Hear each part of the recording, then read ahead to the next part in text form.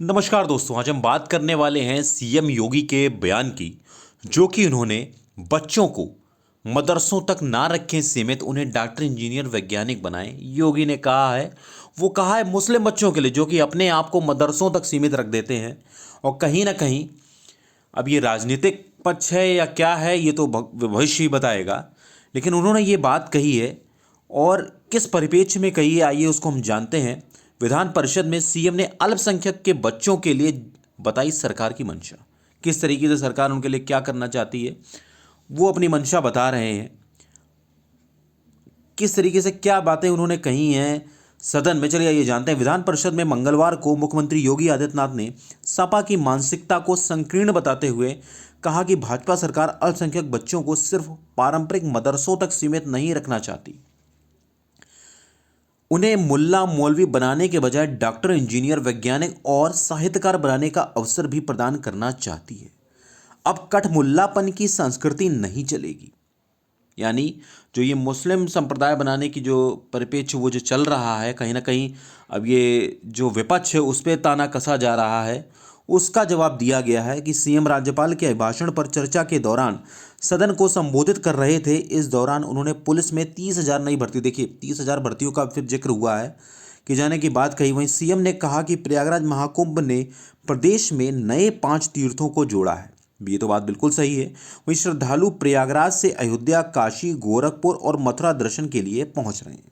बिल्कुल पहुंच रहे हैं। कहीं ना कहीं इससे देश की आय, राज्य की आय में बढ़ोतरी हुई है।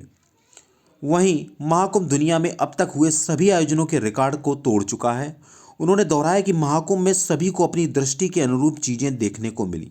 राज्यपाल के अभिभाषण पर चर्चा के दौरान सीएम ने संयुक्त सदन में भी अभिभाषण के दौरान सपा सदस्यों के व्यवहार को संविधान सम्मत न होना बताया। कहीं ना कहीं जो सदन में जो लड़ाइयाँ हो रही हैं, बहसबाजी हो रही है, इसका अधिकार है, लेकिन जो शब्दावली जो प्रयोग हो रही है वो कहीं ना कहीं गलत है।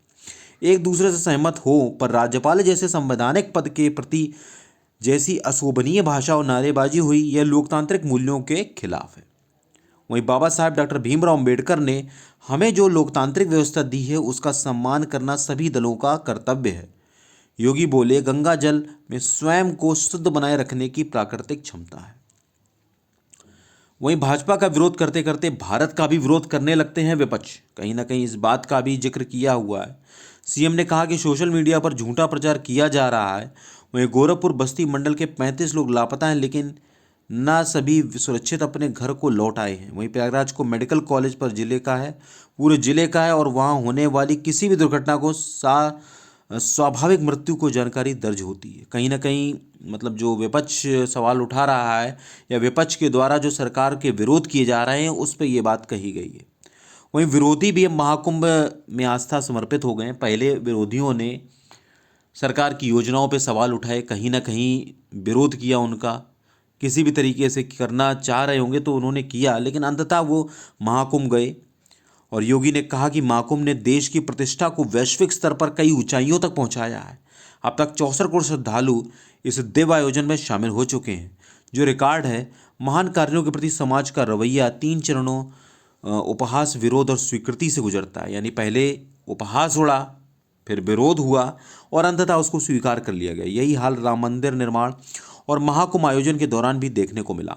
पहले विपक्ष ने तंजे कसे, फिर विरोध किया, अंततः वे भी इसी आस्था में समर्पित हो गए। सपा के राष्ट्रीय अध्यक्ष अखिलेश यादव स्वयं संगम में स्नान कर आए हैं और नेता प्रतिपक्ष ने खुद को पहले सनातनी बताया है, बाद में समाजवादी। यह उनकी स्वीकृति का प्रमाण है।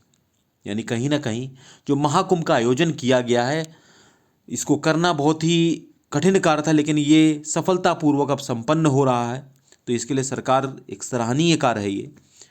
तो अंततः ये सभी ने स्वीकार किया। तो जल्द मिलते हैं नेक्स्ट वीडियो में, तब तक के लिए नमस्कार, जय हिंद, जय भारत।